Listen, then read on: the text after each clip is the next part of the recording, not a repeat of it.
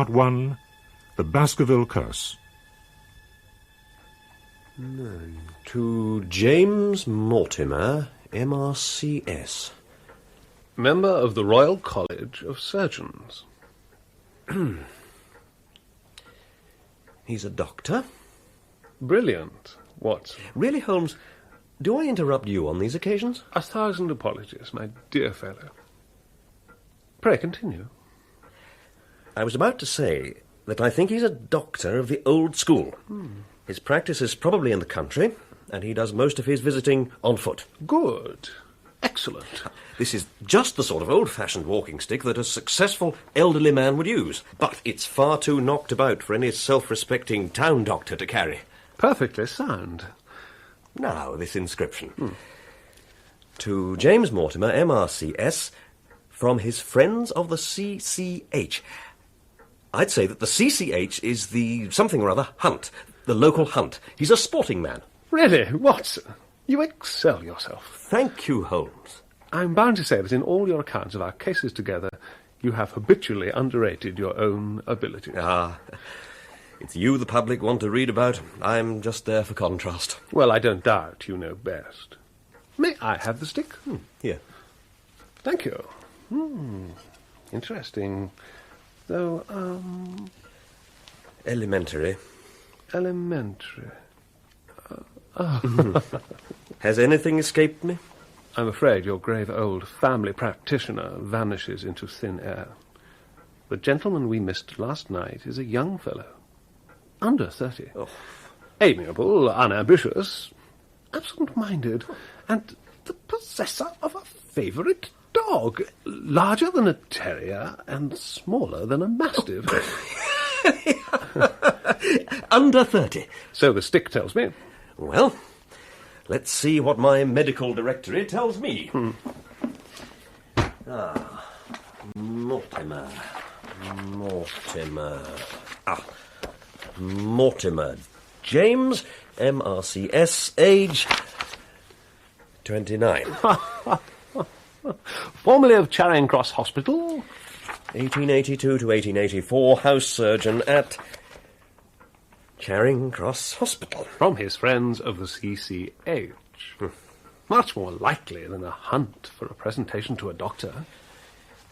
How did you deduce the age? No established staff member would leave a London hospital for the obscurity of the country. So the probability was that he was only in a junior post. What else does your excellent volume tell us? Well, there's a list of his publications, various prizes. Presently medical officer for the parishes of Grimpen and High Barrow, Dartmoor. So you were quite right about the country practice. As to the rest, it's my experience that it's only an amiable man in this world who receives testimonials. Only an unambitious one who abandons a London career for the country. And only an absent-minded one who leaves his stick and not his visiting card. And the dog? Catch! Look at the middle. Teeth marks. The dog sometimes carries the stick behind his master. The marks are too broad for a terrier and not broad enough for a mastiff. It may have been... Yes, by Jove, it is a curly-haired spaniel. Oh, really, Holmes? How can you possibly be so sure? For the simple reason that I see the dog himself on our doorstep. And there is the ring of its owner. Now is the dramatic moment of fate, Watson. A step on the stair. A client walking into our lives. Will it be for good or ill? What does Dr. James Mortimer, the man of science, ask of Sherlock Holmes, the specialist in crime? Come in! Dr. Mortimer? You have it. I'm so very glad. I wouldn't lose that stick for the world. A presentation, I see. From Charing Cross Hospital? That's correct, Mr. Holmes. I presume it is Mr. Sherlock Holmes. Yes, indeed. And this is my friend, Dr. Watson. Doctor? You interest me very much, Mr. Holmes. I hardly expected so dolichocephalic a skull, or such a well-marked supraorbital development. Long face, high forehead. Would you have any objection to my running my finger along your parietal fissure? It is not my intention to be fulsome, sir, but I confess that I would dearly love to have your skull for my collection. Please sit down, Dr. Mortimer. Thank you. You are clearly an enthusiast in your line of thought, as I am in mine. Oh. I observe from your right forefinger that you make your own cigarettes. Oh. Have no hesitation in lighting one. Oh, wonderful. Now, I presume that it was not merely for the purpose of examining my skull that you have done us the honour to call here last night and again today. No, sir, no. I have in my pocket a manuscript. I observed it as you entered the room. I would put it at 1730. Oh, I can see that Dr. Watson doesn't exaggerate your abilities. The exact date is 1742. It was committed to my care by the late Sir Charles Baskerville of Baskerville Hall, Dartmoor. I was his friend as well as his doctor. I trust that you wish to consult me about events rather more recent than the middle of the last century. Oh, I assure you that Sir Charles's manuscript is intimately connected with my present problem. He took this document very seriously. I might almost say he was obsessed with it. With your permission, I will read it to you. Oh. Well, if you must. Please do, Dr. Mortimer. We're listening. Of the origin of the Hound of the Baskervilles, there have been many statements, yet I set it down with all belief that it occurred even as is here set forth. In the time of the Great Rebellion of 1641, the manor of Baskerville in the county of Devonshire was held by Hugo, of that name a most wild, profane, and godless man. One Michaelmas, this Hugo stole down upon a local farm and carried off a young maiden to Baskerville Hall. This way, wench! Get your dirty hands off! Quiet, the lot of you! Open that door. What are you going to do with me? Nothing, till you've learned some respect for your betters. Get in there! I'll be back for you later. In the stress of her fear, the poor maiden climbed down from the window of the chamber and ran homeward through the black night across the great Dartmoor. When Sir Hugo discovered the cage empty and the bird escaped, he became as one that hath a devil. Release the hounds! No! Let the lass go! Do as I say! By God, I'll run her down like the animal she is! May the hounds of hell take me if I can't! Is any of you man enough to come with me? You bunch of women! On, boy! For some space the revellers stood agape, but at length some sense came to their crazed minds, and the whole of them, 13 in number, took horse and started in pursuit. They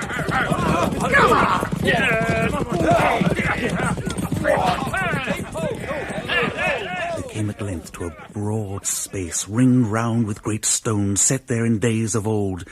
In the centre lay the unhappy maid, dead of fear and fatigue, but it was not the sight of her body, nor that of Sir Hugo lying near her, which raised the hair upon their heads.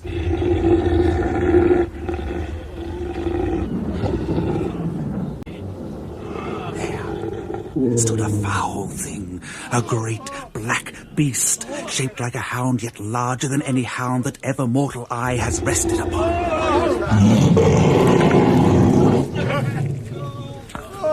Even as they looked, the thing tore the throat out of Hugo Baskerville. Then it turned its blazing eyes and dripping jaws upon them. One man died that very night of what he had seen, and the others were but broken men for the rest of their days. Such is the tale of the coming of the Hound, which is said to have plagued the family so sorely ever since, always appearing to herald the death of a Baskerville. Take heed, and remember always this: forbear from crossing the moor in those dark hours when the powers of evil are exalted. Well, Do you find it interesting?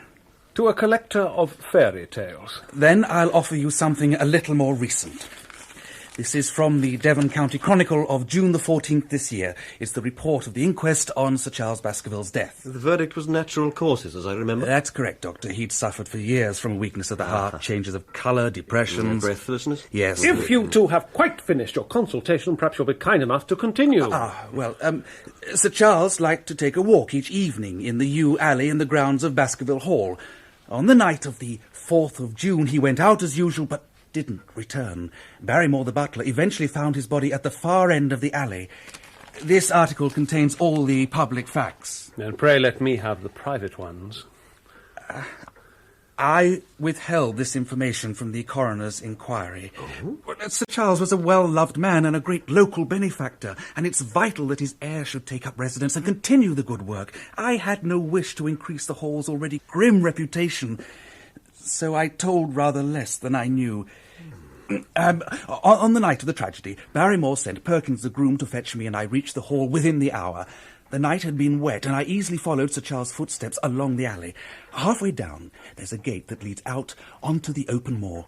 He had stood there for some 5 or 10 minutes. How do you know this? Because the ash had twice dropped from his cigar. Excellent. When he moved on, there was a curious change in his footprints. He appeared to be walking on tiptoe. His toes? Why on earth should he do such a thing? I've no idea. How was the body lying? Face down, arms out, fingers dug into the ground, but his face, the features were hideously distorted, almost unrecognizable. That's not unusual in deaths from exhaustion of the heart. But not like that. Dr. Mortimer, all these facts were stated at the inquest. But this wasn't. Barrymore was asked if there were any traces on the ground around the body. He said no. He didn't observe any, but I did, some little distance off, yet still fresh and clear. Footprints? Footprints. A man's or a woman's? Mr. Holmes, they were the footprints of a gigantic hound. You saw this. As clearly as I see you. And you said nothing? What was the use? Are there sheepdogs on the moor? This was no sheepdog. It was enormous. Had it approached the body? No. Was the gate to the moor closed? And padlocked. How high is it? About 4 feet. What marks did you see by the gate? None in particular. If only I'd been there! That path on which I might have read so much has long since been smudged by rain and defaced by the clogs of curious peasants. Why didn't you call me in? I didn't want to make this public knowledge. I've explained my reasons. And besides... Well? There is a realm in which the most acute and experienced of detectives is helpless. You mean the thing is supernatural? Shortly before Sir Charles's death, several people had seen a curious creature upon the moor. They all agree that it was huge and luminous, exactly corresponding to the hellhound of the legend. But there's a reign of terror in the district. It's a brave man who will cross the moor at night. If this matter is beyond nature, it's certainly beyond me. If you hold these views, why have you come to consult me at all? Because I want you to advise me as to what I should do with Sir Henry Baskerville, who arrives at Waterloo in exactly 1 hour and a quarter. Is he the heir? The sole heir. Sir Charles's nephew. There are no other living relatives. He's a young man who spent most of his life farming in Canada. Now, Mr. Holmes, what is your recommendation?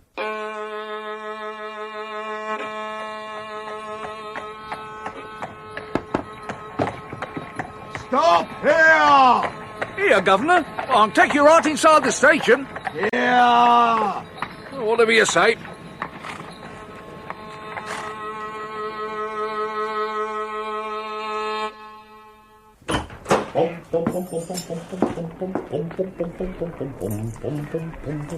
Dr. Watson? Can I have a word with you, please? Good evening, Mrs. Hudson. Oh, dear. What's he done now? Oh, it's the usual thing. It's the smell, Doctor. It gets everywhere. It wouldn't be so bad if he'd only open a window. It can't be good for him. All right, Mrs. Hudson. I'll deal with it. Oh, Mrs. Hudson, the gentleman who called today will be coming back tomorrow morning and bringing Sir Henry Baskerville with him. 10 o'clock. I suppose that means I'll have to have that dog in my kitchen again. If it's not one smell, it's another. I'll see what I can do. Holmes?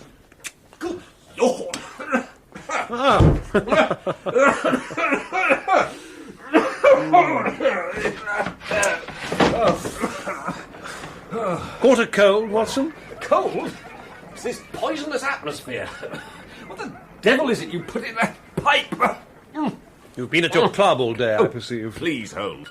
I suppose it is pretty thick, now you come to mention it. Thick? It's intolerable. Mrs. Hudson is about to throw us out. Oh. I do wish you'd find some other aid to concentration. If you're quite done trying to reform me, Doctor, come and have a look at this. There. Baskerville Hall. It's very isolated. Apart from the prison, there are only a few scattered houses within a radius of 5 miles. Most of them are here in the hamlet of Grimpen, where our cranially obsessed friend, Dr. Mortimer, has his headquarters. The excellent Devon County Chronicle provides a useful list of local residents. Mortimer apart, the only men of education seem to be Arthur Frankland, retired, and Jonathan Stapleton, the noted naturalist. It must be a wild and lonely place. Yes, the setting is a worthy one. If the devil did desire to have a hand in the affairs of men... Oh, surely you're not going over to the supernaturalist, too? The devil's agents may be flesh and blood, may they not? Do you think Mortimer will do as you asked and not mention this hellhound nonsense to Sir Henry? I believe so. He seems extremely anxious to establish a young man in Devonshire. You suspect some hidden motive?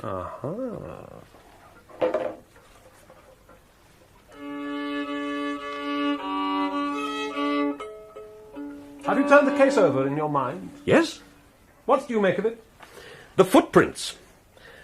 Mortimer said that Sir Charles walked on tiptoe half the length of the alley. Why should the man tiptoe? He was running. He was running! He was running for his life!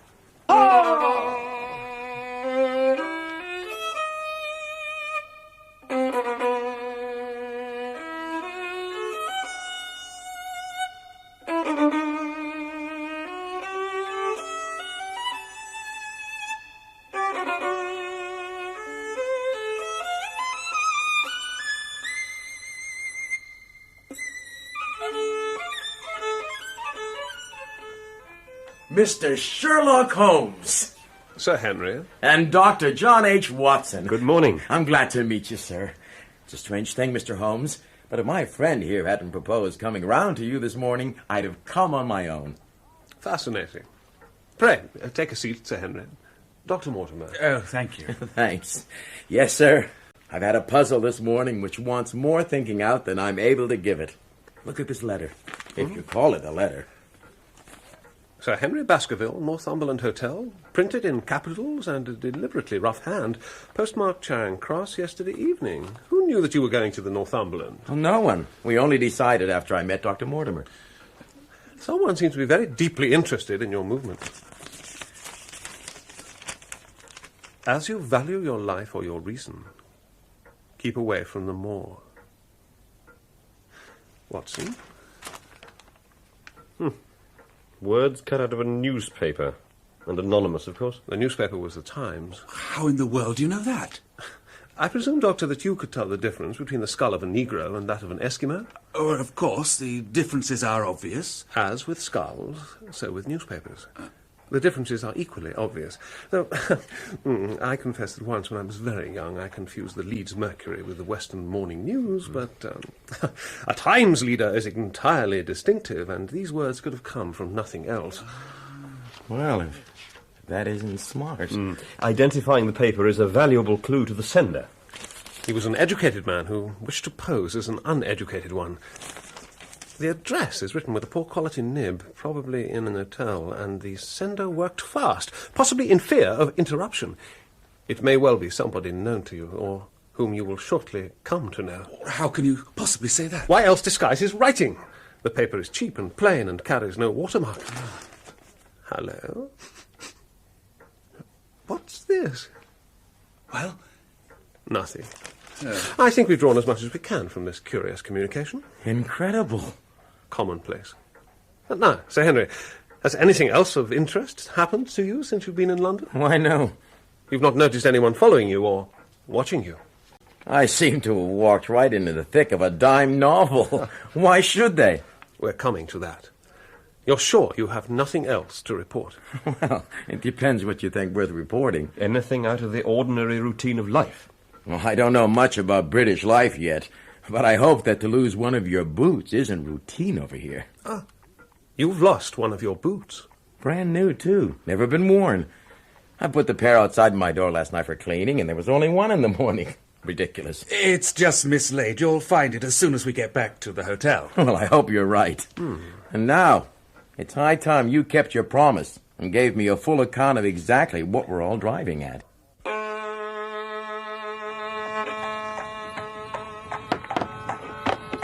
Stop here, cabby! That'll be 1 shilling and 3p to you, sir. I'm not getting out. We'll stay here. But you just want to wait here, you mean? But what's so fascinating about the middle of Baker Street?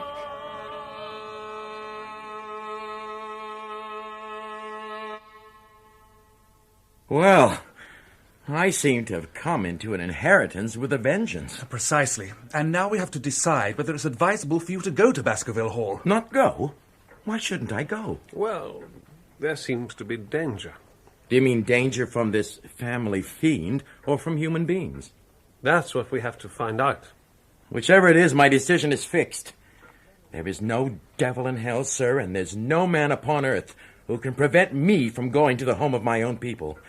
And you may take that to be my final answer. Excellent. Well said, Sir Henry. Meanwhile, why don't you and Dr. Watson here come round to my hotel and lunch with us, say at 2. I'll be able to tell you more clearly then how this whole thing strikes me. Is that convenient to you, Watson? Perfectly. Then, thank you. You may expect us.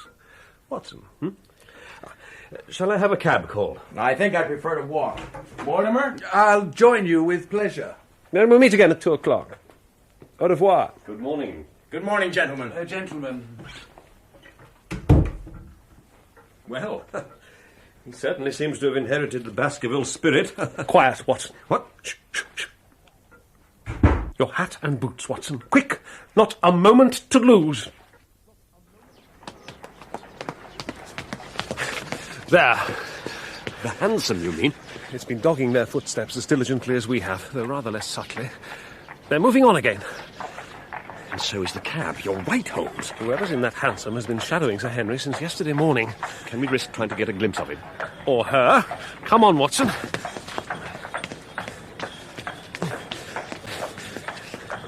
Let's see if we can draw level without attracting undue attention. Right. Careful. He's seen us.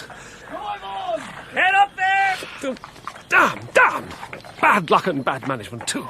Did you see him? There's just a glimpse. Stocky man with a black beard. What a pity we didn't get the number of the cab. Do you seriously imagine that I neglected that? 2704 is our man. Then at least we can talk to the cabbie. We've got something. Villains. Thieves.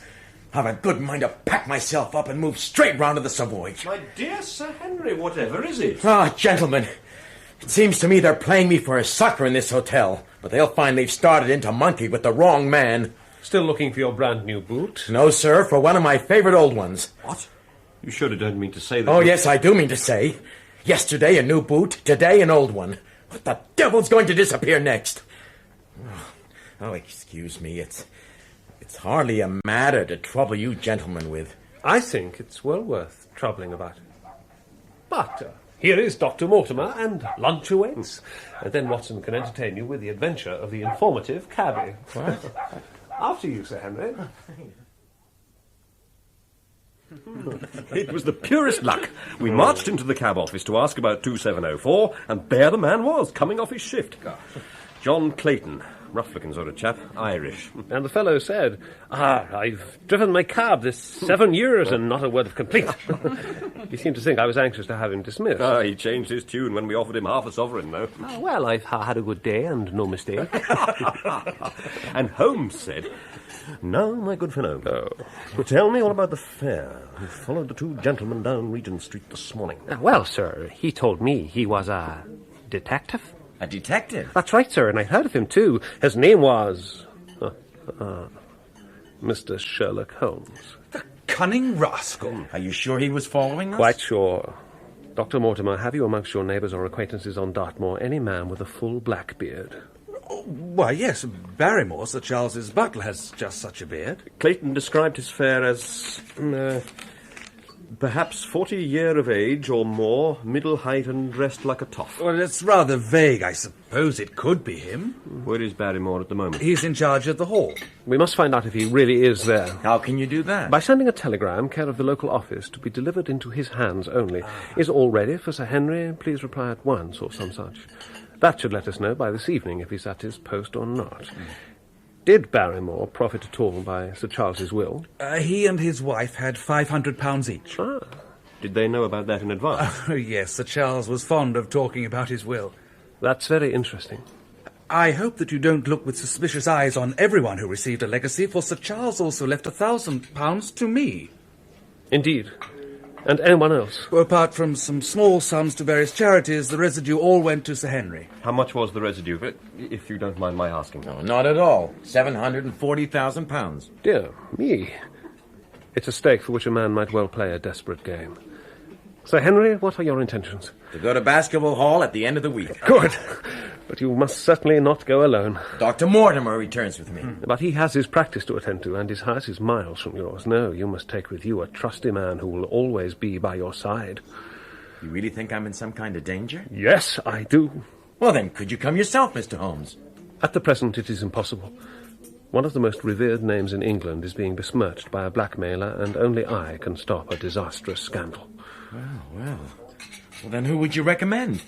If my friend Watson here would undertake it, there's no man who's better worth having by your side when you're in a tight place. Doctor? Why, certainly. Why, now, that's real kind of you, Dr. Watson. Real kind. Holmes? Yes, my dear fellow. There are too many mysteries here for my taste. Too many unconnected little mysteries.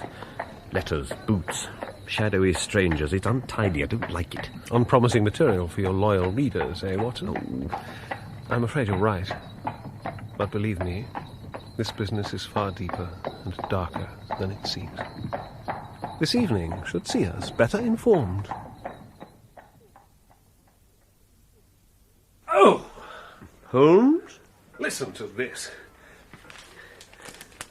I've just heard that Barrymore definitely at the Hall. Mortimer. Damn! Could you swear to that man's face within the cab? All I really saw was the beard. And I, so in all probability it was a false one. I've been checkmated in London. I can only wish you better luck in Devonshire. But I'm not easy in my mind about it. About what? About sending you. Oh. It's an ugly business, Watson. An ugly, dangerous business, and the more I see of it, the less I like it. I give you my word that I shall be very glad to have you back safe and sound in Baker Street once more. I'll send back regular reports. Information on the neighbours, and the staff and the district. And anything new on Sir Charles's death? Yes. And please do your best to curb your novelist's romanticism. That can wait until after we've achieved a happy ending. Facts. Thank you. Are you armed? Yes, I thought it best. Good. Never relax your precautions. The curly-haired spaniel and his companions. Good morning, Sir Henry. Doctor? Morning. Gentlemen. Morning. Good of you to come and see us off, Mr. Holmes. Were you followed to the station? Oh, no, sir. Your bearded friend, Mr. Sherlock Holmes, seems to have given up the chase. I beg you to take this matter more seriously. Very well. And remember, you must not go about alone. There may be great danger. I'll remember. Above all else, recall the words of the legend. Keep away from the moor in the hours of darkness, when the powers of evil are exalted.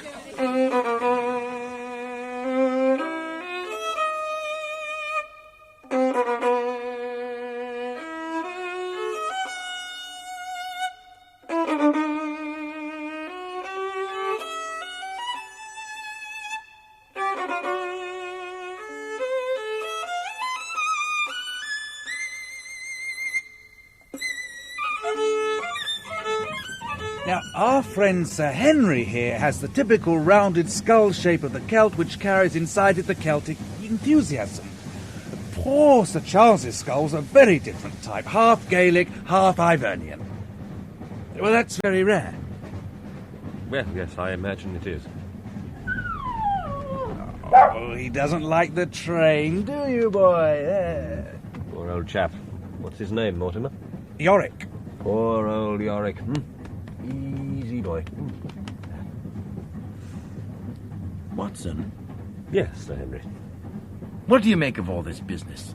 Am I really going into danger? Holmes thinks so. I want to know what you think.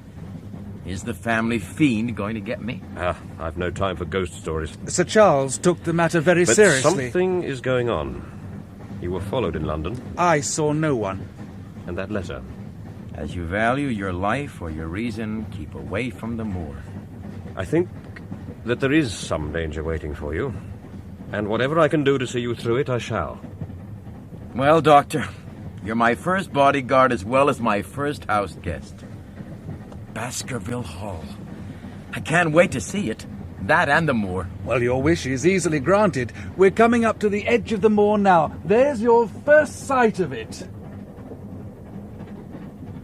My God. It's fantastic. It's in your blood. The Baskervilles have held sway here for centuries. You're coming home. Nothing's going to take this away from me. Nothing and nobody.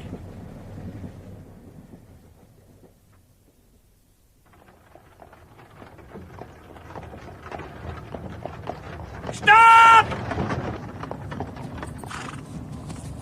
Stay exactly where you are. Make no sudden moves. Your names, please.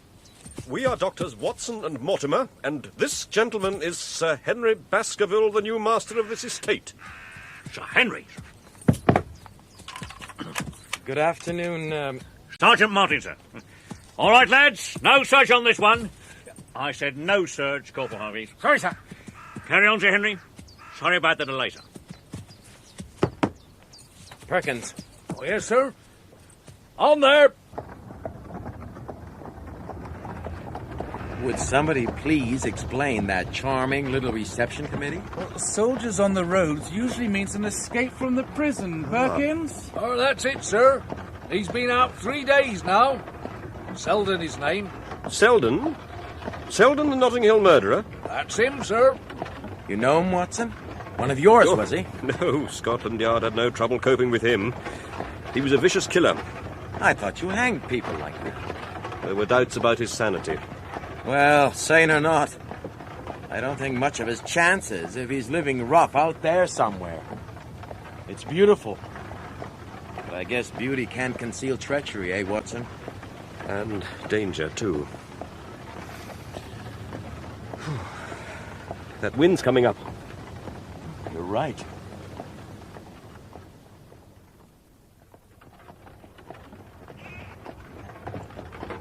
Have you ever seen countryside to match it, Watson? Never. And I never met a Devonshire man who didn't swear by his county. Those hills against the sun. It's like a painting. Are those buildings, Mortimer? On the summits? Ruins. Stone huts and shelters. Prehistoric, mostly. Prehistoric? Ah. This looks like something more modern coming up. What is it, Mortimer? A gateway? It's pretty impressive. Just wait till we're properly in position. Then you'll see something.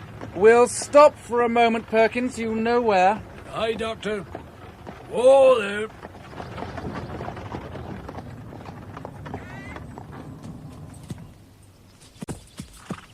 Is that it? That's it. Baskerville Hall. I'll never get used to the idea, Watson. I own that. This is the best view of the place. Your uncle always said that one's first sight of the hall should be from the end of... from here. From the end of the U alley. Yes. Drive on, please, Perkins. Sir.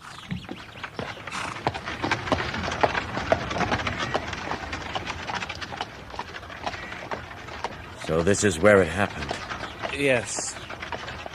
Is that the side gate, Mortimer? The gate to the open moor? Yes. Sir Henry, I'm sorry. Not a bit, Mortimer. He waited there. Then he ran. Away from the house. Sir Henry? Are you all right? Yes. Yes, sure. No wonder my uncle felt so uneasy all the time. This place is enough to scare any man. I'll have a row of electric lamps up here inside of 6 months. And you won't know it again. Well, here we are. Looks like another reception committee. Well, more friendly than the last one, I hope. Oh, there.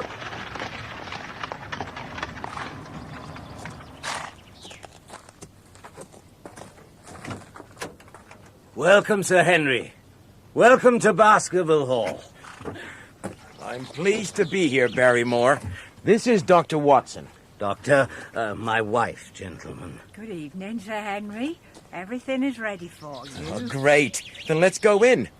You'll stay for dinner, Mortimer? No, I must go. There'll be work waiting for me. And in any case, Barrymore can show you the hall far better than I could. Goodbye. Don't hesitate to send for me if I can be of service. Goodbye, and thanks for everything. Goodbye. Don't forget, day or night.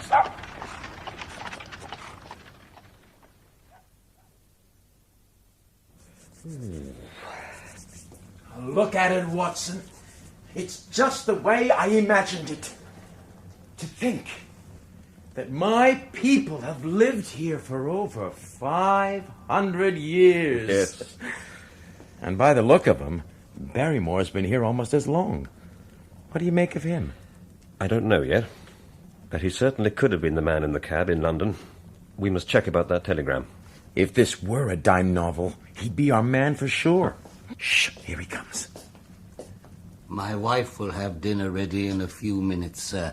Please, follow me. The dining room, gentlemen. How many people can you get in here, Barrymore? I couldn't say, sir.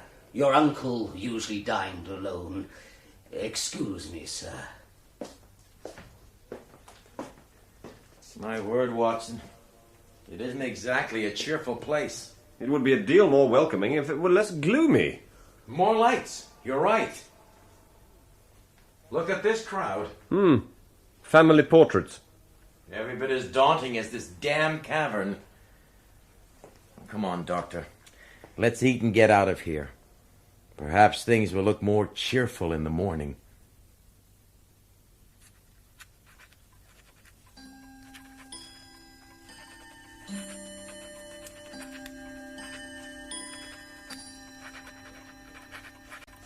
My dear Holmes, we encountered no trouble on the journey down, which I spent becoming better acquainted with my two companions and Mortimer's spaniel.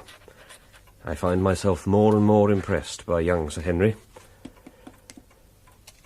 As I looked at his expressive face, eagerly taking in the details of everything that was so new to him, I saw more than ever how true a descendant he is of that long line of high-blooded, fiery, and independent men. If there is truly a difficult and dangerous time ahead of us, he is a comrade for whom one would gladly venture to take a risk, knowing that he would bravely share it. But I do not need your powers of deduction to detect the words, "Facts, Watson, facts," forming on your lips. So, facts. We arrived here at dusk. Baskerville Hall is gloomy and forbidding, and the surrounding landscape is like something out of a fantastic dream. The Barrymores are distant and reserved. Sir Henry seems understandably subdued. Tomorrow I shall begin to follow your instructions and start gathering information. For the present, I wish you good night.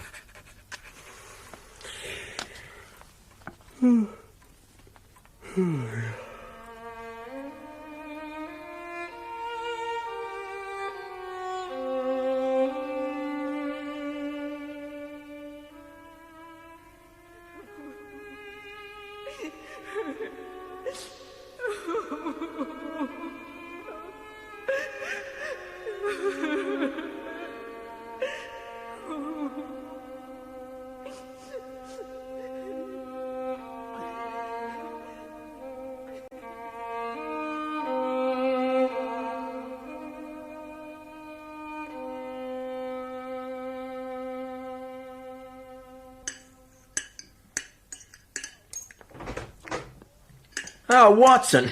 Good morning. Good morning. Look at this place.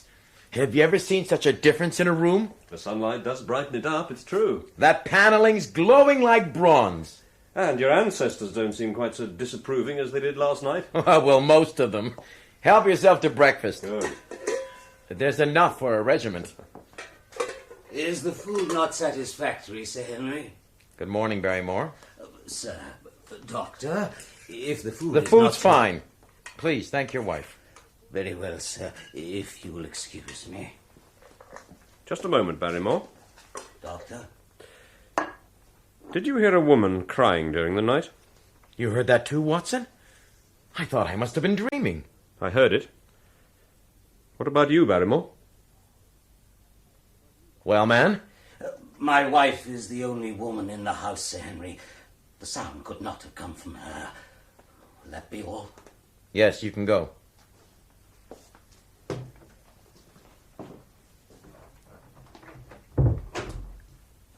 I'm certain I heard that crying. You did. Grimton's about a 4-mile walk, Dr. Watson. Right along the edge of the moor. You can't miss the post office. It's the village shop as well. Very well. Thank you, Mrs. Barrymore. And my husband will wait for you in the library, Sir Henry. All right, Mrs. Barrymore. I wish I could join you, Watson, but I've got enough paperwork to go through to last me a week. Say hello to Mortimer from me if you see him. I will. And please remember... I know. No wandering off on my own. I'm none too certain I should leave you alone at all. I can look after myself. You go and cross-examine the postmaster. Well, yes, sir. I remember the telegram very well, sir. To be delivered into Mr. Barrymore's own hands. My delivery boy, James, took it to the hall straight away, didn't you, Dave? Oh, aye. Uh-huh. And he gave it to Barrymore, personally? Well, he gave it to Mrs. Barrymore, sir. Old John was up in the loft. How do you know that? Well, Mrs. Barrymore said so. So your boy didn't actually see him at all? No. Then but- how do you know he was really there? Well, surely his own wife ought to know where he is. I mean, didn't he get the telegram? I mean, is there some sort of complaint? No complaint. I want to send a wire to London. Dr. Watson? Dr. Watson! Yes? What is it? Please excuse my presumption, Dr. Watson. We're homely folk here on the moor, and don't wait for formal introductions. I'm Stapleton. Stapleton of Merrypit House. The naturalist? Yes! Oh, well, entomologist, principally. I'm delighted to meet you. How did you know who I was? Oh, my friend, Dr. Mortimer, described you to me. Oh. How is Sir Henry? None the worse for the journey, I hope. Oh, he's well, thank you. Good. I was afraid that after Sir Charles's death, he might well refuse to come down and bury himself here. You know of the dreadful legend? I've heard of it. And has Mr. Sherlock Holmes? I beg your pardon? It's useless for us to pretend that we don't know you, Dr. Watson. You could hardly celebrate your detective without becoming famous yourself. If you're here, it follows that Sherlock Holmes is interesting himself in the matter. I'm afraid I can't comment on that. Oh, of course not. Of course not. Now, if you'll excuse me... Well, I'll walk with you, if I may.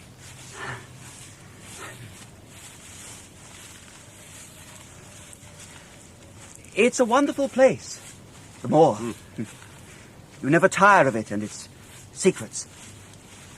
You know it well? Oh, my sister Beryl and I have only been here for 2 years. The residents call us newcomers. But I pride myself that few men know the moor as well as I. Is it so hard to know? Very hard. It's so vast and barren. and rarely what it seems. Look at that great plain to the north. A fine place for a gallop. That thought has cost folks their lives before now. Their lives? That plain is the Great Grimpen Mire. It's a maze of marsh and quicksand. One false step means death. Those low hills are really islands. Oh, I've had some rare specimens from there. You've crossed it, then? Oh, many times. I'll try my luck at it someday. For God's sake, put such an idea right out of your mind. Your blood would be on my head.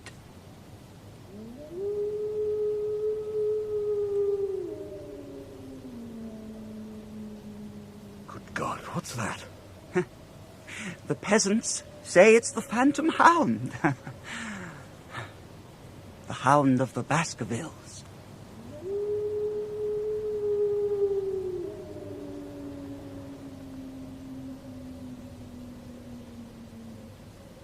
Queer place.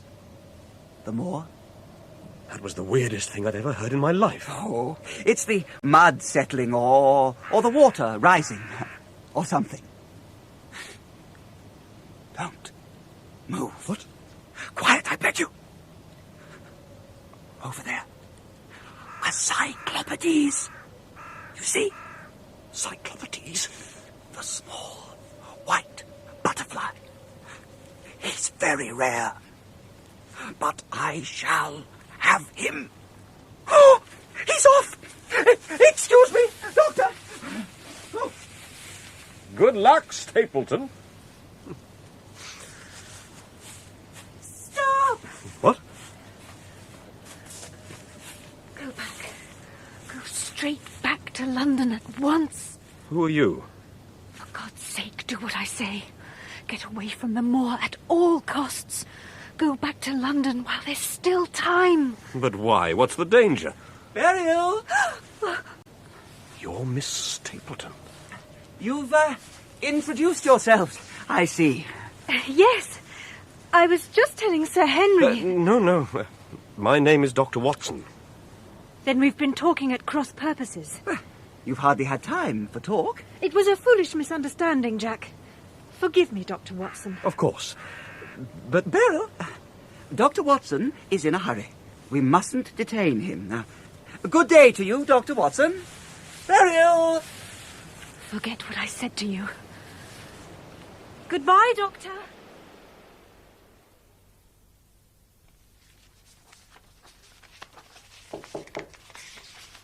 Oh, Watson, come in.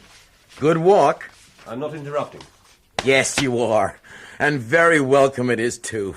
I'm not cut off for all this paperwork. Did you run into Mortimer? No, but I met the Stapletons. The bug collector and his sister. What are they like? Oh, he's a rather nervous sort, jittery. Well, what about her? Well? She is one of the most beautiful women I've ever seen. You don't say. Oh, yes. And what's more, she mistook me for you. Well, we can't have that. I'd better arrange for her to meet the real thing, and as soon as possible. It sounds wonderful. Oh, Canada's a rare country. But I'm a Devonshire man at heart. I'm delighted to hear it. We need a Baskerville at the Hall. Is it the countryside that attracts you, or the people? Oh, definitely. Both. Mr. Stapleton's right. It's good to have you here. Thank you, Franklin. I hope you'll exercise a firm hand. The local people will respect you for it. Mr. Franklin is a firm believer in the power of authority, Sir Henry. What I believe in is the law. Too many people these days seem to think they can carry on exactly as they like. Don't you agree, Watson? That's certainly true of London. I don't know about down here. They have to be shown what's right and what's wrong. How many cases have you got on at the moment, Franklin? Cases? Mr. Franklin delights in litigation. Is it 6 or 7, Mr. Franklin? 7, Miss Stapleton, 7. Good heavens. And I warn you, Mortimer, if you dig up any more skulls from that barrow on Longdown, I'll have you for opening a grave without the permission of the next of kin. What do you think of our county, Dr. Watson? Oh, the moor is astonishing. I think that its spirit and its moods affect everything here. That sounds rather sinister. Oh, no, that's not what I meant. It has charm as well as mystery. And beauty, too. Well, I, for one, will happily drink to the beauty of the moor.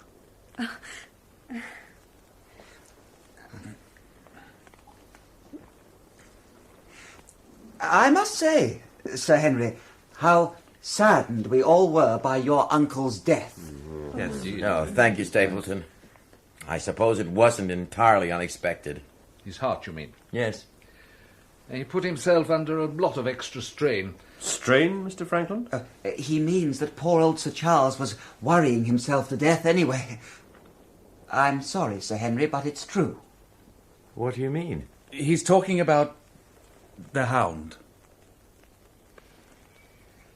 I'm afraid he was quite obsessed with the legend. Well, he was an old man. He lived alone. He had some strange notions. Many of the local people believe in the Hound. You shouldn't ignore them. Beryl, you'll be scaring Sir Henry away. Oh, there's no danger of that. Miss Stapleton is right. You shouldn't ignore the stories. Oh, come on, Mortimer. Sir Henry, listen to me. I wasn't going to tell you this, but now I think perhaps I should. A few days before he died, I was attending Sir Charles here at the hall. It was dark when I left, and he came with me to the door. I saw his eyes suddenly fix themselves over my shoulder. He was staring past me, and the expression on his face was one of the most dreadful horror. I turned round and... And? And I can tell you this. The Hound of the Baskervilles is no legend. It exists. I have seen it.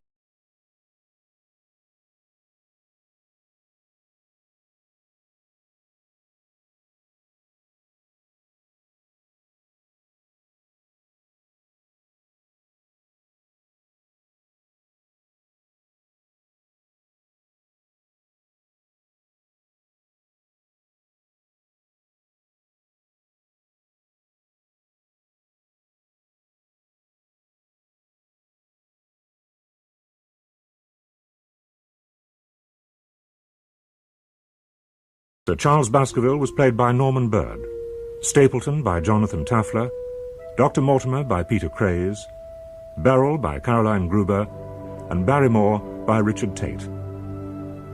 Barbara Atkinson played Mrs. Hudson, and John Baddeley, Clayton. The violinist was Catherine Adams, and The Hound of the Baskervilles was directed by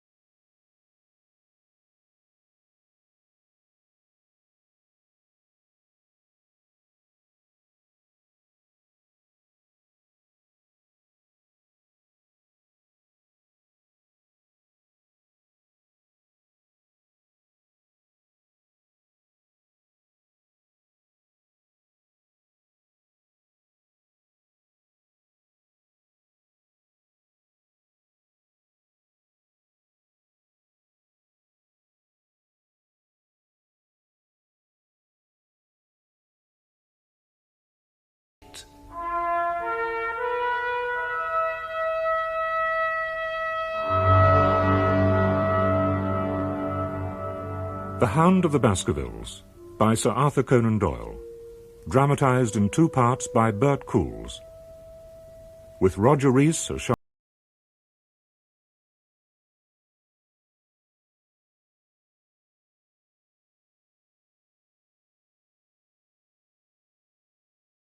Death on the Moor.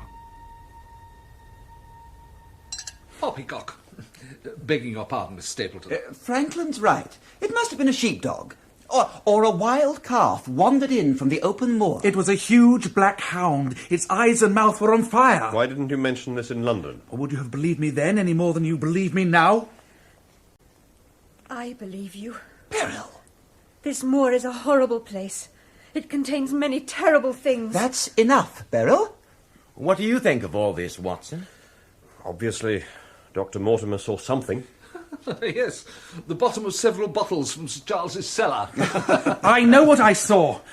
It killed your uncle, Sir Henry, and now it's waiting for you. It's out there now, waiting for you. Good shot, Watson. Well, this is no contest, I'm afraid. Hard luck. Luck has nothing to do with it. It's been quite an evening. I don't know what to make of Mortimer. He seems sincere enough. Maybe he'd been around my uncle too long. Some of the old boy's ideas were starting to rub off. We mustn't let this nonsense about the Hound blind us to the other business. You still think I'm in some kind of danger? We've been here a week and nothing's happened. You were shadowed around London. You received an anonymous letter threatening your life. Something is happening. What did you think of her? I thought your mind wasn't on the game. Brilliant deduction. It can't be much of a life for her down here. I wonder if she's lonely.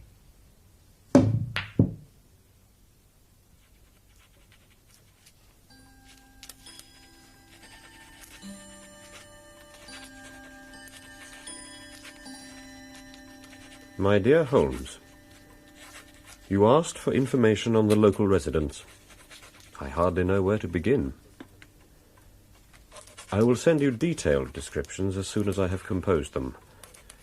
My initial reactions are that Frankland is a harmless crank, Stapleton an ineffectual and rather tedious individual, and his sister Beryl, a beautiful young woman who belongs in a world far different from this.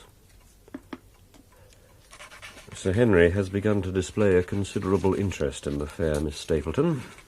We may well have a love affair added to all our other difficulties. There is a definite atmosphere of unease in the air, of impending tragedy.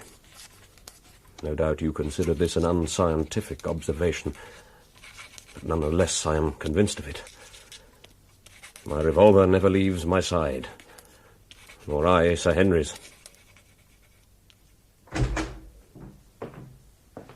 Good morning, Dr. Watson. Good morning, Mrs. Barrymore. Breakfast smells as good as ever. Thank you, sir. Sir Henry's late down this morning. Oh, no, sir. Sir Henry's been gone half an hour or more. Gone? Gone where? For a walk, he said. Across the moor. Doctor! My hat and coat! Quickly!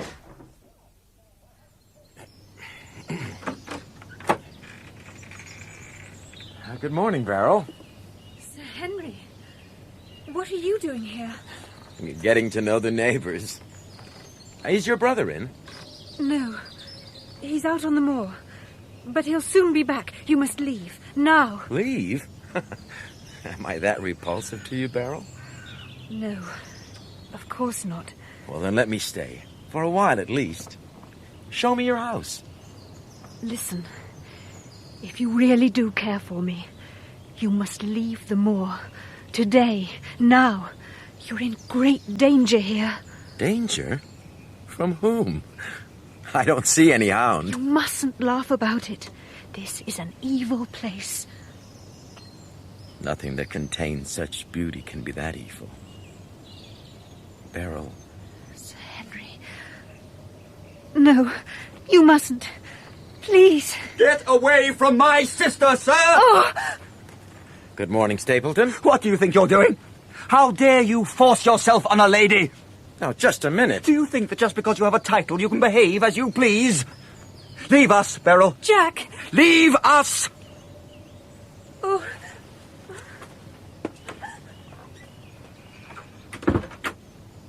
Now, explain yourself, sir. No, Stapleton.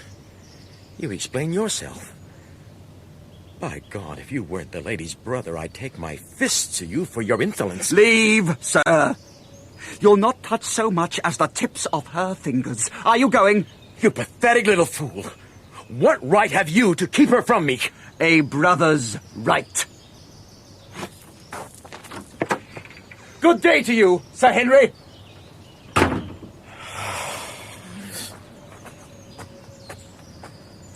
Sir Henry! Watson! Sir Henry! Are you all right? Where the devil have you dropped in from? I followed you. You shouldn't have gone off alone. Alone? Anything but, it seems. Come on. Let's walk back together. You can protect me. She may have some more relatives about.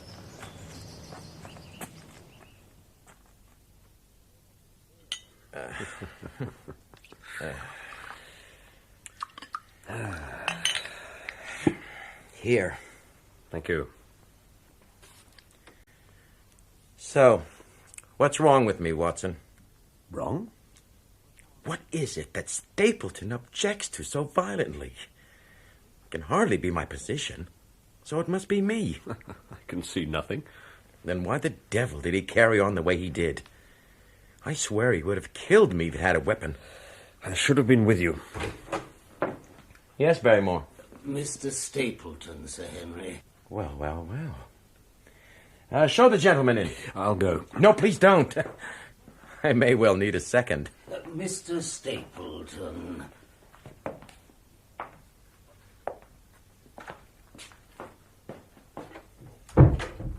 Well, sir? I've come to apologize. Go on. My rudeness this morning. Quite unforgivable. You must understand, Sir Henry, that my sister is everything in my life. We've always been together, and the thought of losing her... I'm glad you appreciate her worth, Stapleton. I've always been a lonely man. I used to run a school, did you know that? Just a small private establishment in the north. There was an epidemic amongst the boys, and we had to close. It was terrible. If it hadn't been for Beryl, I suppose I've always known that someday somebody would appear. I just need time to get used to the idea, that's all. Anyway, I'm sorry. Well, that's a handsome apology. Give me your hand, Stapleton. Oh, Sir Henry, thank you. Won't you and the doctor be our guests for dinner at Merrypit House? Shall we say Friday? It's hardly Baskerville Hall, of course, but... Friday it is. Oh, thank you. I know Beryl will be delighted. Thank you again. Goodbye. Goodbye. Well. So, Holmes, at least one mystery has come and gone. We now know why Stapleton looked with such disfavour on Sir Henry's attentions to his sister. I wish I could clear up our other problems as easily. The butler, Barrymore, and his wife continue to puzzle me. On the surface they are distant and unemotional, but more than once I have observed the traces of tears on Mrs. Barrymore's face. What the devil? Don't struggle. And when I take my hand away, don't speak above a whisper. Do you understand me? Right. What in God's name is all this about? Are you all right? Something happened. I'm fine. Come with me.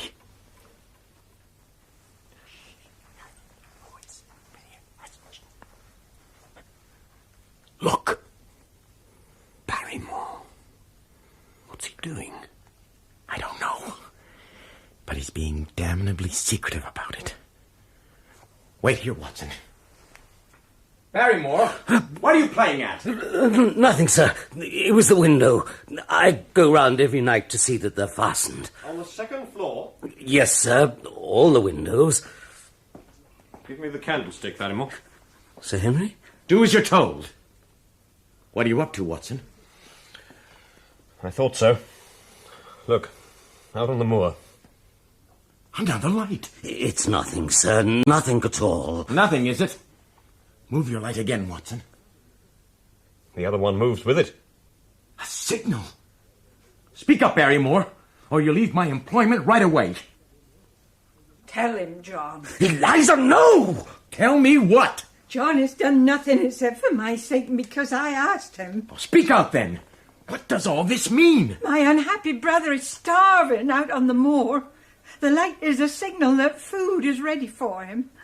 Your brother is Selden, the escaped convict. Yes, sir. Every second night we signal, sir. And if there's a response, I take out some bread and a bit of meat. Every time we hoped that he'd be gone, but as long as he was there, I couldn't desert him. I know he's done terrible things, but he's ill, sir. He's sick. Eliza. So you see, sir, if there is blame in the matter, it doesn't lie with my husband, but with me. It was for my sake he's done all that he has. Is this true, Barrymore? Yes, Sir Henry. Every word of it. Well, I can't blame you for standing by your own wife. You can forget what I said. Thank you, sir. Go to bed, you two. We'll talk further about this in the morning. Oh, thank you very much, Sir Henry. Thank you. Good night, sir.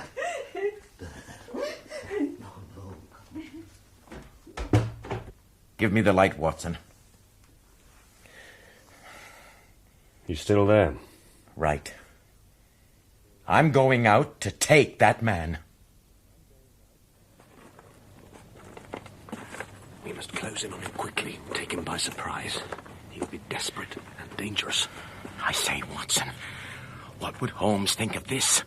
How about keeping off the moor in those hours of darkness when the powers of evil are exalted?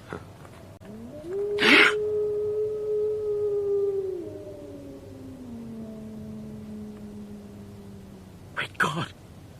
What was that? I don't know. Just a sound they have on the moor. Watson, what do the local people call it? Tell me. They say it's the cry of the Hound of the Baskervilles.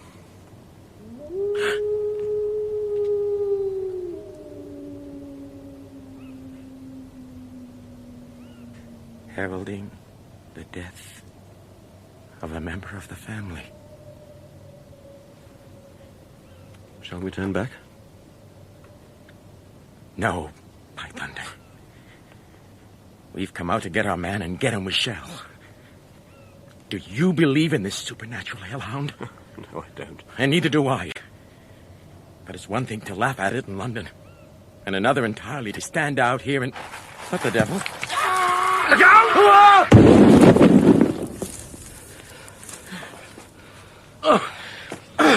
My God, Watson! I owe you my life. Are you injured? No.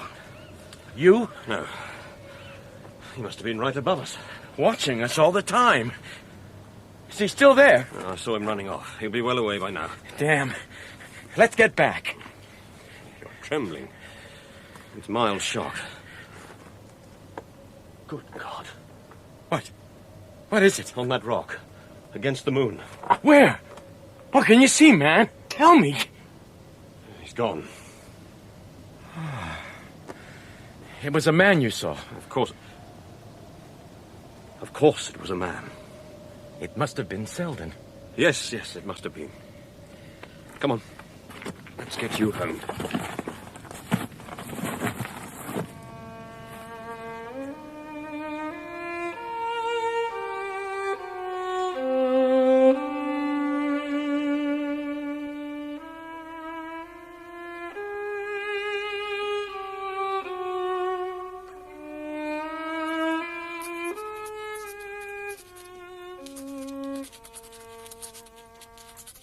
It was not Selden, Holmes.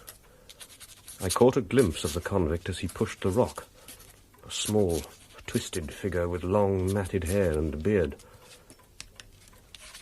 What I saw was the silhouette of a tall, thin man, standing with his arms folded and his head bowed. He might have been the very spirit of that terrible place. Can he be the source of the danger I feel so keenly? I have said nothing of this to Sir Henry. Watson, I want your opinion. The Barrymores here think it was unfair of us to go after Selden. Indeed. I didn't think you would take advantage of our confidence, Sir Henry. Yes, so you've said. Mrs. Barrymore, tell the doctor what you told me. Oh, yes, sir. Well, we've made all the arrangements, Doctor, and in a few days my unhappy brother will be on his way to South America. I beg you not to tell the police that he's still on the moor. He'll never trouble anyone again, I assure you, Doctor. I'm worried about those isolated houses.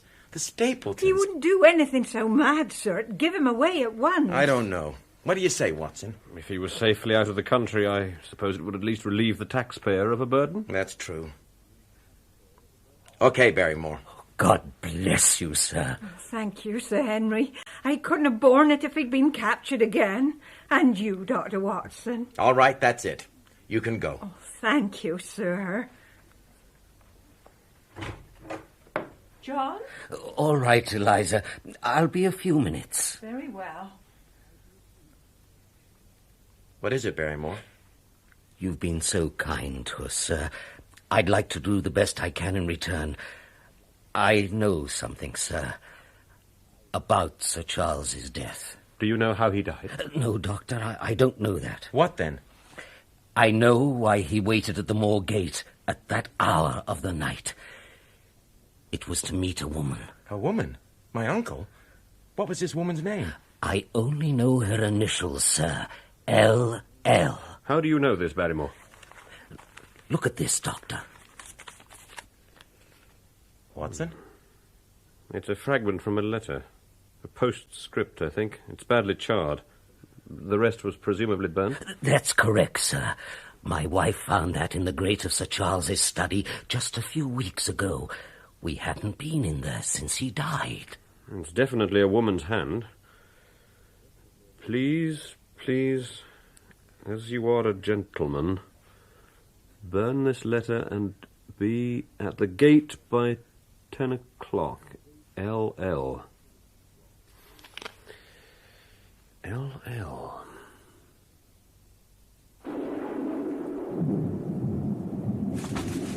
Here you are, Dr. Watson. You can't go out without an umbrella in weather like this. Thank you. What a terrible day.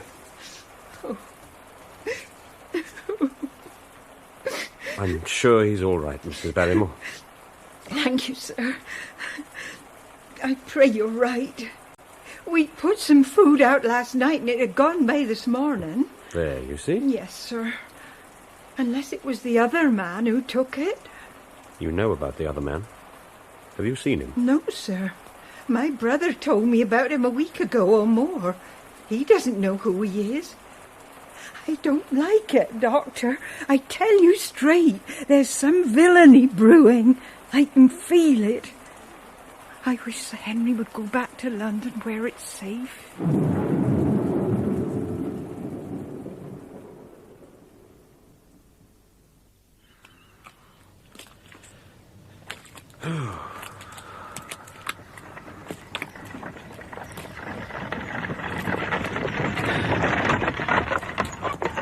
Dr. Watson. Dr. Mortimer! Good afternoon. Well, better now the rain's finally stopped. Been to Grimpen? Yeah, to the post office. Another report to Holmes. Oh, and how is he? All very tied up with this big blackmailing case. Ah. I've had the odd telegram back, but that's about all. But he's still very concerned about Sir Henry, of course. Good. Well, climb up, Doctor. I seem to be going your way. Oh, all right. Thank you. Walk on.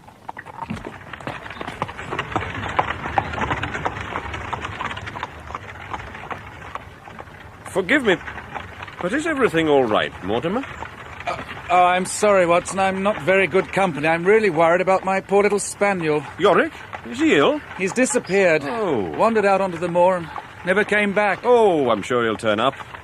You know what dogs are. I had a bull pup once, was always wandering off somewhere. Used to drive Holmes wild. It's kind of you to try to cheer me up, Watson, but he's gone, I'm sure of it. The moor can be deadly. I've seen full-grown ponies sink to their death in the Grimpen Mire. Poor little chap wouldn't have stood a chance. Mortimer? Hmm? You must know just about everyone who lives round here. Is there a woman with the initials LL? L.L.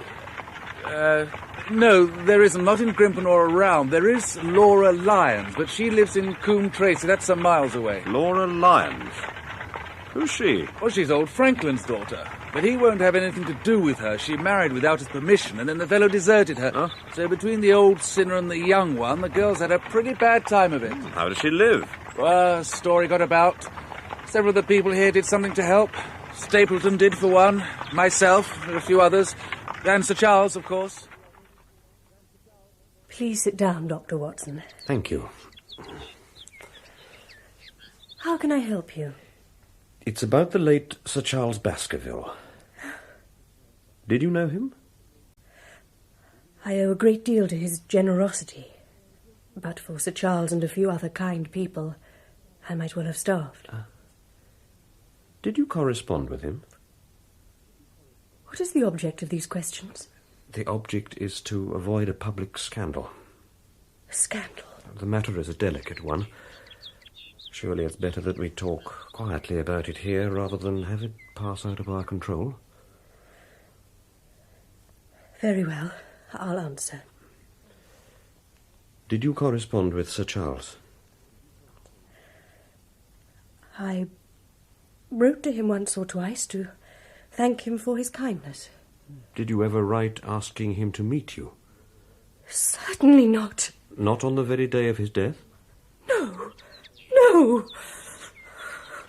I'm truly sorry to press you, Mrs. Lyons. I wouldn't do so if the matter were not of great importance. Please look at this. Is there no such thing as a gentleman? You do Sir Charles an injustice. He did burn the letter as you asked. This scrap is all that remains. Oh, why should I deny it? I'm not ashamed of what I did. I must ask you for the details. A great deal may hang on your words. Very well.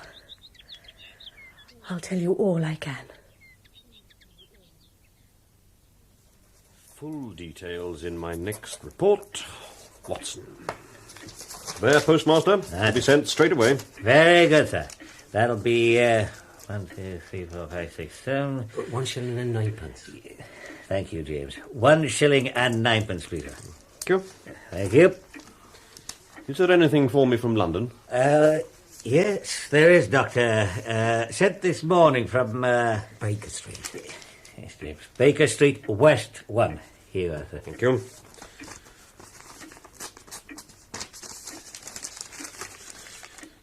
Please, no more romancing. Facts, facts, facts. Holmes. Thank you, Postmaster. Very good, sir. Congratulate me, sir. Mr. Frankland. This is a great day for me, sir. One of the red-letter days of my life. I have forced them to close the wood where the fern-worthy folk used to picnic. But why? These infernal people swarming everywhere with their papers and their bottles have been shown that the law is the law. Oh, they call me a crank, but I know a thing or two. This convict fellow now, I could tell those stupid guards exactly... You know where he is? I do, sir. I have seen the messenger who takes him his food. And no doubt you'll be prosecuting this wretched man for aiding a criminal. A man, sir? It's a child, some peasant urchin. A child? Then... Every day I see him through my telescope. The same time, every day. He goes up to Bellivator. This Selden's obviously sheltering in one of the old stone huts. Aha! It's a clear case of illegal occupancy. Tell me, sir, what is your opinion? Damned impudence.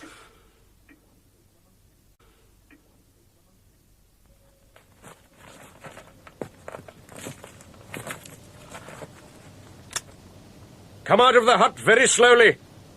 I am armed. I want to know who you are and why you've been following Sir Henry Baskerville. Do you hear me? Very well.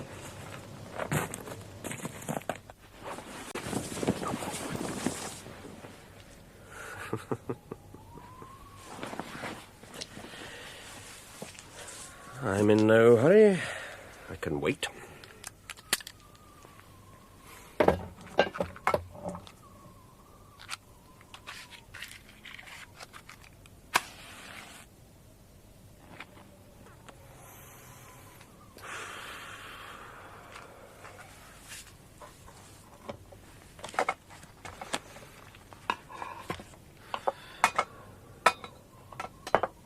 What's this? Dr. Watson has gone to Coombe Tracy. My God.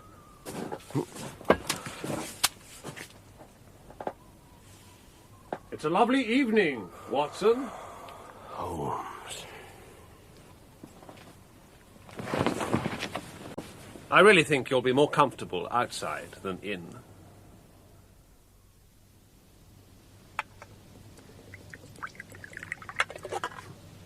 There you are. The glassware isn't up to Mrs. Hudson's standard, but it will serve. Thank you, Holmes.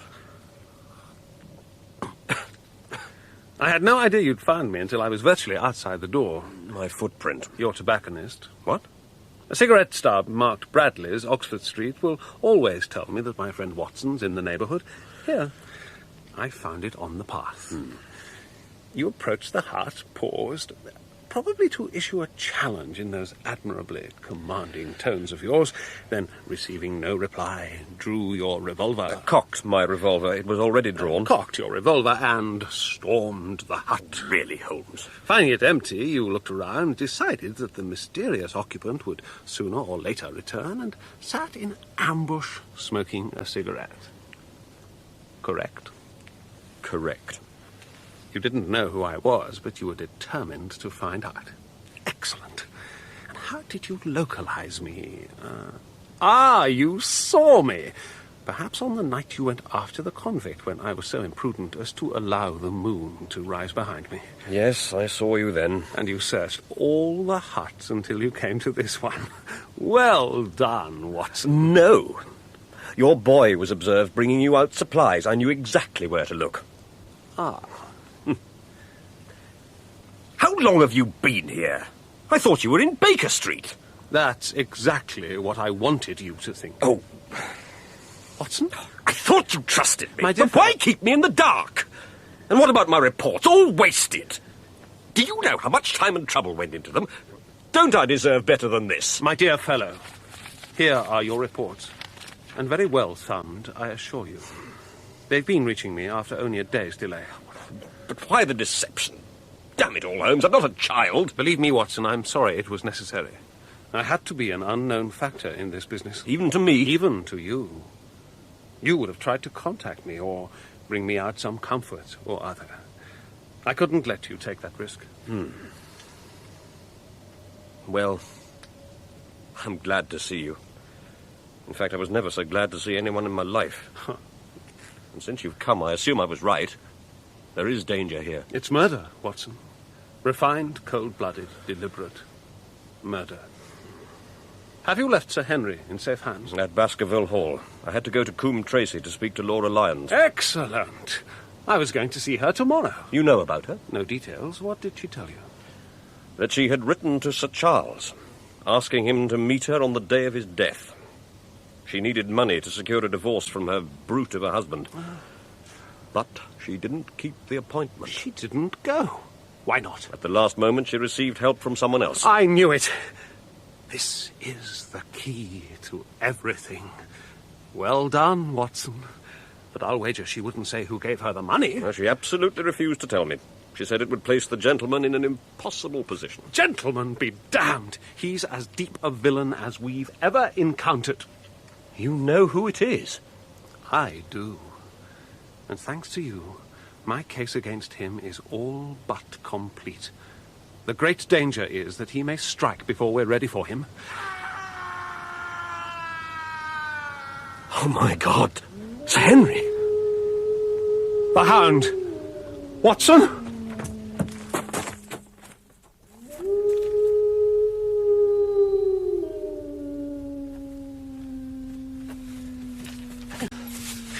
He's beaten us. We're too late. No. I was a fool to wait.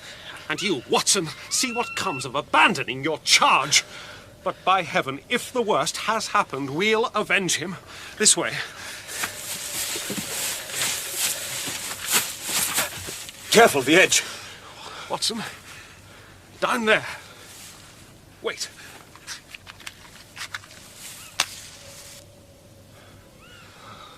Sir Henry.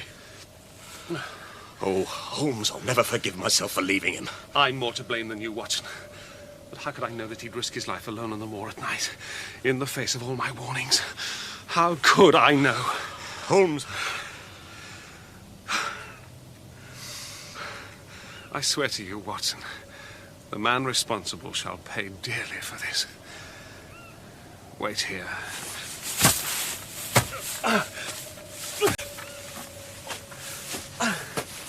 We must send for help, Holmes. You can't carry him yourself.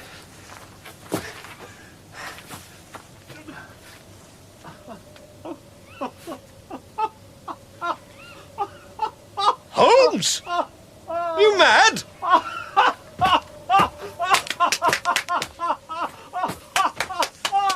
A beard! This man has a beard! A beard?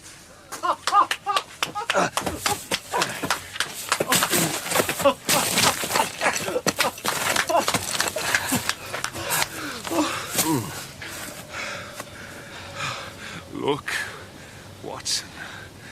Look. It's not Sir Henry. But the clothes are... It's Selden. Oh. It's my neighbour, the convict. Barrymore. Sir Henry gave him some old clothes to get rid of. Those clothes have been the poor fellow's death. Shh, shh. What's that light? Hello? Hello? Watson. Over here! Dr. Watson? Well, you're the last person I'd expected to... Mr. Holmes. Good evening, sir. I fear you have me at a disadvantage. I'm Stapleton of Dear me, what's this? Sir Henry? Who is this? It's Selden, the man who escaped from the prison. His neck is broken. So this is the notorious murderer? Huh? Now we can all sleep soundly again, eh? Eh? Why didn't you accept Stapleton's offer of a bed for the night, since he knows you're here? There's no point any more in concealment. And I want to talk to Sir Henry. Ring the bell, Watson. Watson, we heard Selden scream as he fell from the ledge in the darkness. That's all we heard. You understand? I understand. Oh, no. I'm truly sorry to have been the bearer of such bad news, Mrs. Barrymore. We appreciate your feelings, Mr. Holmes. Thank you. Drink this, Mrs. Barrymore. It'll help you sleep. Thank you, Doctor. Take your wife up, Barrymore. We'll serve ourselves tonight. Thank you, sir. Come on, Eliza. Thank you, Sir Henry. Gentlemen.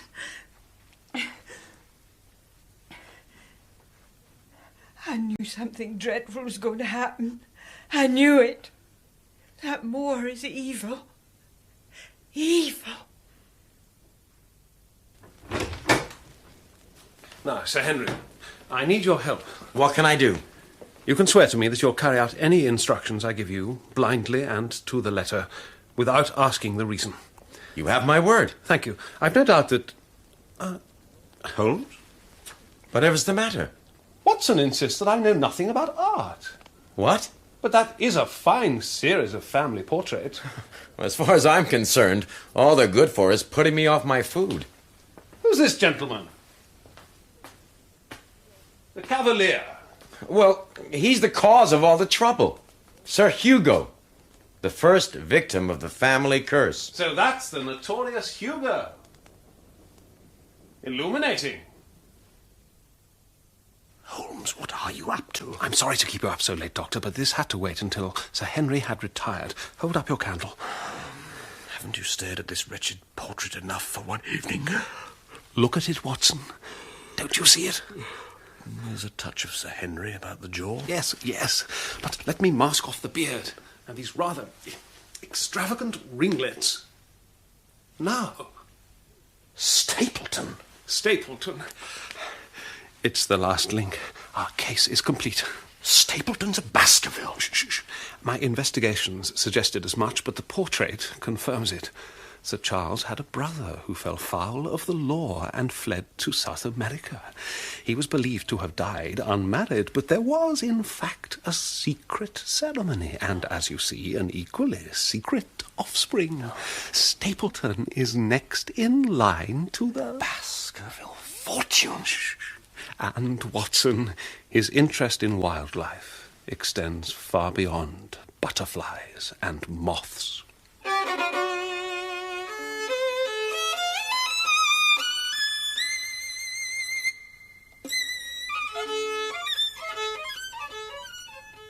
Good morning, Holmes.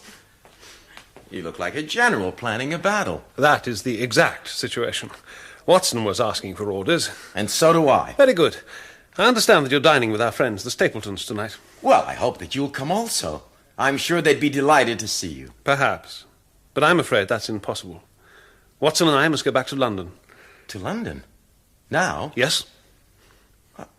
I hoped that you were going to see me through this business. I've a good mind to come with you. Why should I stay here alone? Because I tell you to do so. Very well. You must do exactly as I say. You will drive to Merripit House tonight. Then you will send Perkins in the trap back here. Tell your hosts that you plan to walk back to the hall at the end of the evening. Across the moor? On foot? Yes. But damn it! That's the very thing you've always warned me never to do. This one time you will do it.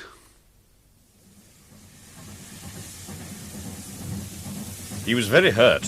He thinks we're deserting him. It can't be helped. You're putting him in great danger tonight. Yes, I know. There must be some other way. Watson, if I didn't have complete confidence in his nerve and courage, I would never have suggested it. Why didn't we just go and arrest Stapleton? Watson, you're the eternal man of action. But stop and think for a moment. We have no actual evidence whatsoever. But nothing that would stand for a second in a British courtroom. Neither Sir Charles nor Selden bore any marks of violence. The petty thefts in London are nothing. The anonymous letter. As you value your life or your reason, keep away from the moor. That wasn't a threat, Watson. It was a warning. And it came from Stapleton's wife. His wife? He has a wife? He does. You described her in your usual flowery fashion as one of the most beautiful women you have ever seen. Beryl Stapleton is really his wife. But Sir Henry... Yes, I know. A complication. No wonder Stapleton was so opposed to the romance. But how do you know she's his wife? He so far forgot himself as to tell you a true piece of autobiography. He really was a schoolmaster in the north. And there's no one easier to trace than a schoolmaster. I discovered that a school had come to grief under atrocious circumstances, and the man who owned it had disappeared. With his wife. The name was different, but the descriptions agreed. Well... When I learned that the missing man was devoted to entomology, the identification was complete. But why the deception? He foresaw that she would be much more useful to him in the character of a free woman. She is part of the plot. An unwilling part, if she did send that note. Oh, yes. Our Mr. Stapleton is no respecter of the fair sex. But now we have him. By tonight he'll be fluttering in our net, as helpless as one of his own butterflies. A pin, a cork, and a card, and we add him to the Baker Street collection. Ah, I believe this is our stop. Coombe Tracy.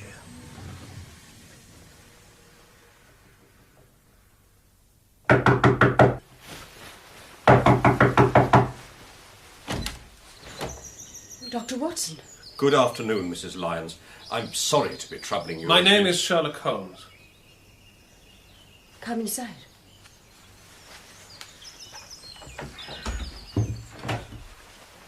Mrs. Lyons, I'm investigating the death of Sir Charles Baskerville. My friend here, Dr. Watson, has informed me of what you have said and also of what you have withheld. What have I withheld? Vital information. I wish to be perfectly frank with you, Mrs. Lyons. We regard this case as one of murder, and the evidence may implicate not only your friend, Mr. Stapleton, but his wife as well. His wife? The person who passes for his sister. He has no wife. Aha. Prove it. Prove it to me. And if you can... I have come prepared to do so. Here are documents, written descriptions, and this photograph. It is, as you see, endorsed Mr. and Mrs. Vandeleur, but you will have no difficulty in recognizing him, and her also, if you know her by sight. He used me. I'm afraid he did. He promised me marriage. He said he...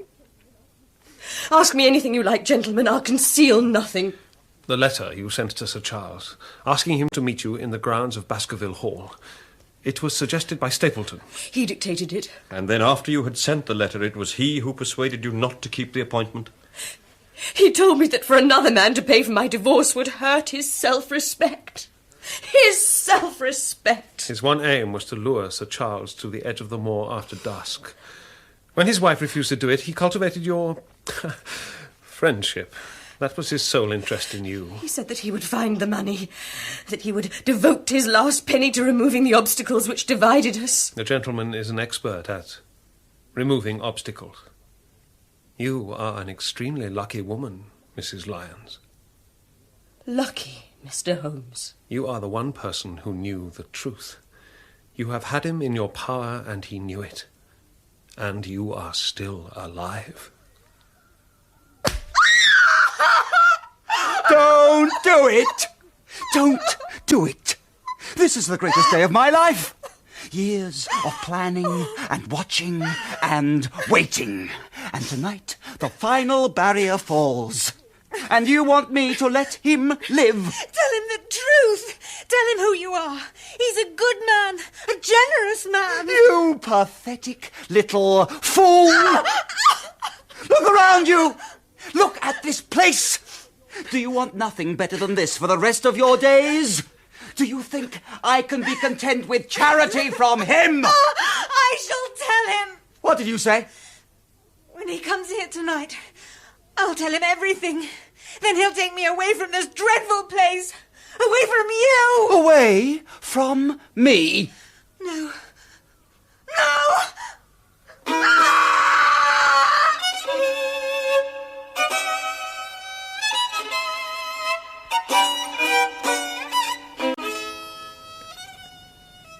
It's 10 o'clock.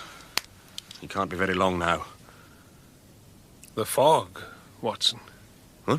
The wind's changed. The fog's drifting from the Grimpen Mire straight towards us. It's the one thing on earth that could upset my plans. What was that? A light went out. The kitchen, I think. If he isn't out in 5 minutes, the path will be covered. Where is he? Where is he? Well, good night, Stapleton. Thanks again. Good night, Sir Henry. I'm so sorry that Beryl couldn't join us. Me too. But she's sensible to stay in bed if it's a bad chill. Get Mortimer to look at her in the morning. I'll make sure she has every attention. Good. And don't forget, dinner at the hall as soon as she's up to it. You're very generous. Hey, it's getting misty. Please be careful on the way back. Don't worry. I'll be fine. Good night. Good night. Enjoy the walk. There he is. Thank God. He'll be here in a couple of minutes.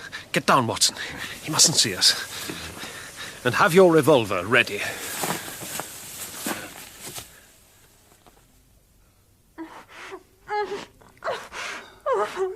Save your energy. It's too late to warn him now. He's on his way. He was most concerned about you, dear sister. So sorry to hear that you're indisposed. He loves you. He wants you. And you want him. You.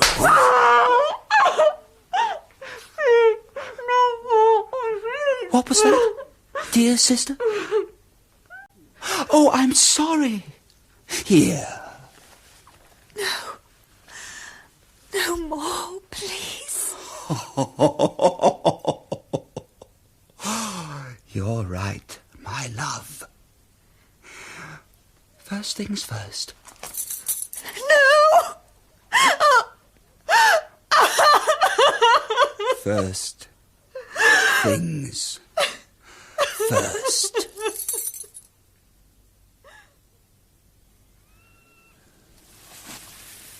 Here he comes. Watson? Something's happening at the house. Damn this fog. Down, Watson.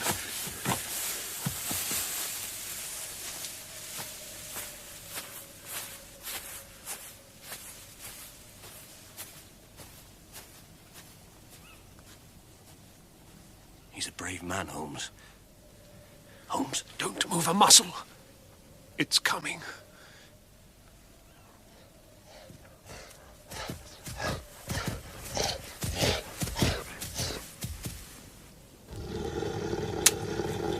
Now, Watson! Great God in heaven. You hit it, Watson! Its eyes are on fire. What manner of creature? Watson, if we can wound it, we can kill it. Sir Henry! Come on!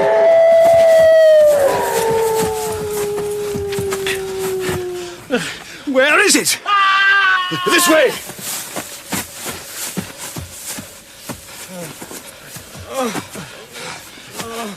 Sir Henry! He's still alive, Holmes!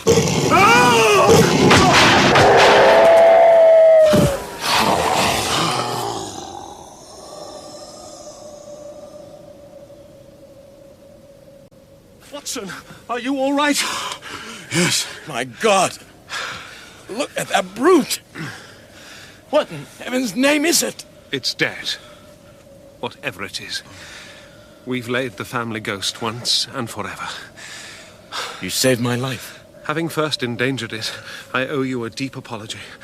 I was prepared for a hound, but this... So, the ghost is no ghost after all. What does it all mean, Holmes? It means that we must move swiftly. There's one more creature that must be brought to heel. Stapleton! Stapleton!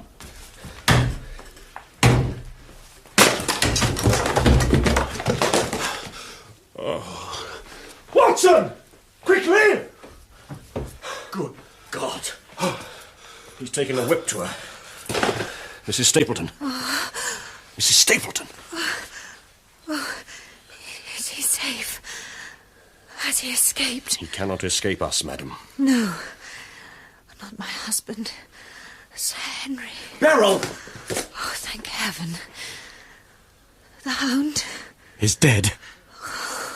Holmes, where's that brandy? Here. Drink this.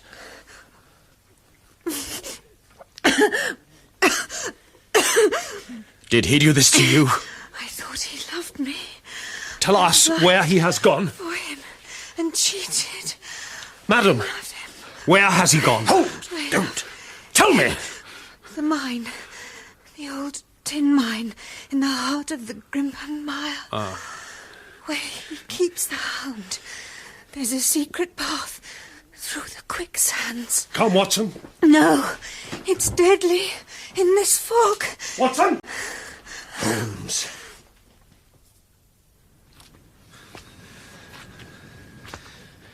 The fog's beginning to thin. Can you see him? See him? Surely after all this time... No, he didn't come straight here. He had to check on the Hound first. We may not be all that far behind him. Oh, this is a filthy place. Watson, shine the lantern to your left. Where?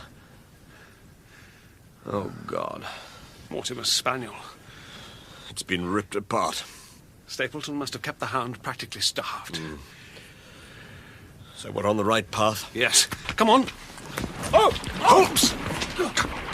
The quicksand! Give me your hand! No! Stay back! Stay back, I say! Give me... Now, give me your hand there! No. There!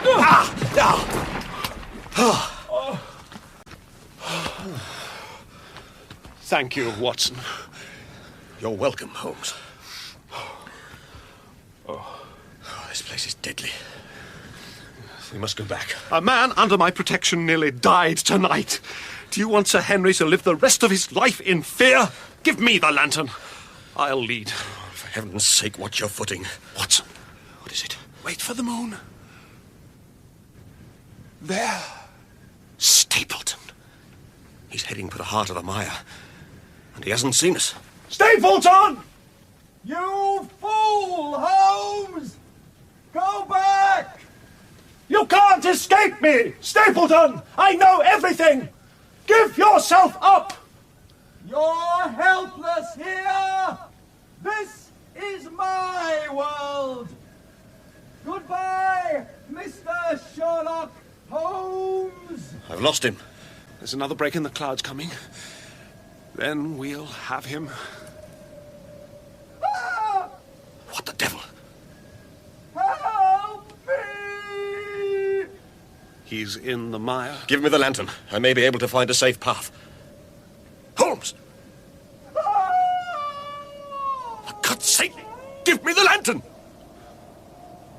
Holmes!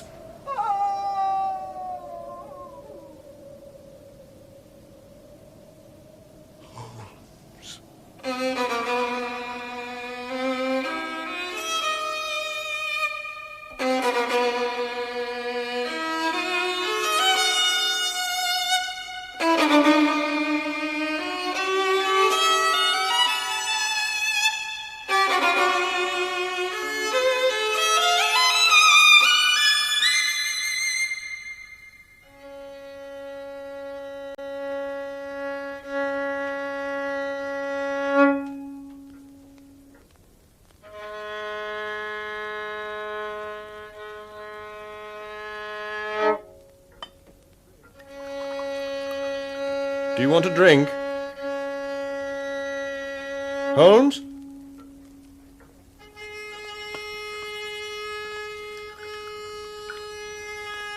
Here.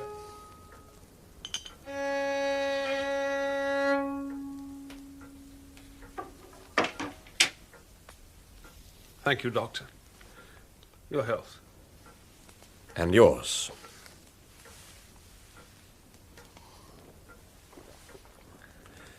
I underestimated him, Watson.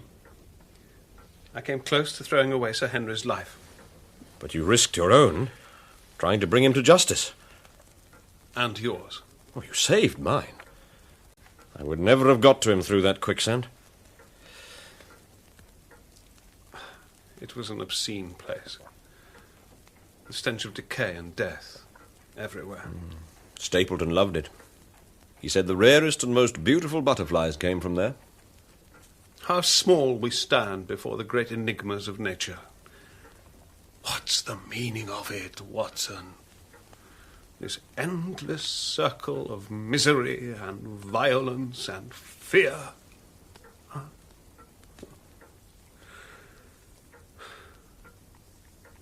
Holmes? I still need a few more details for my notes. Would you mind? The anonymous letter. I knew from the first that it was from a woman. There was the faintest hint of perfume still lingering on the paper. Good Lord. The presence of a woman in the case led me to the Stapletons even before I left Baker Street. As early as that? What put you onto the fact that there really was a genuine hound? The boots, of course. The boots? Why didn't I Watson? The first boot he stole was new and carried no scent, so a second older one disappeared as well. Is that it? Is there anything else you would like me to explain for you? One more thing. It was a touch of genius to coat the Hound with phosphorescent paint, but why didn't it interfere with its sense of smell? Very good, Watson. Stapleton, or Baskerville if you like, was a considerable scientist.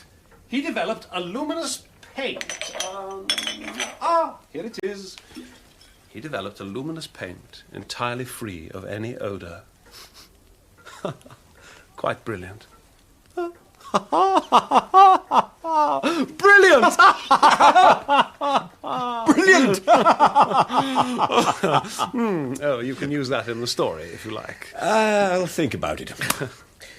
That's it. Thank you. You're welcome. Oh! Now, let's turn our minds to more pleasant channels. I have a box to Covent Garden. What would you say to a night at the opera? It's not Wagner again, is it? No, Les Zouganots. Meyerbeer. I know that. It's full of improbable adventure and high romance. Exactly your cup of tea, Watson. Can you be ready in half an hour? Certainly. Excellent, and we can stop off at Marcini's for a little dinner on the way. Holmes. My dear fellow. Promise me you won't conduct this time. What, sir? Well, damn it, it's embarrassing. No conducting. Thank you.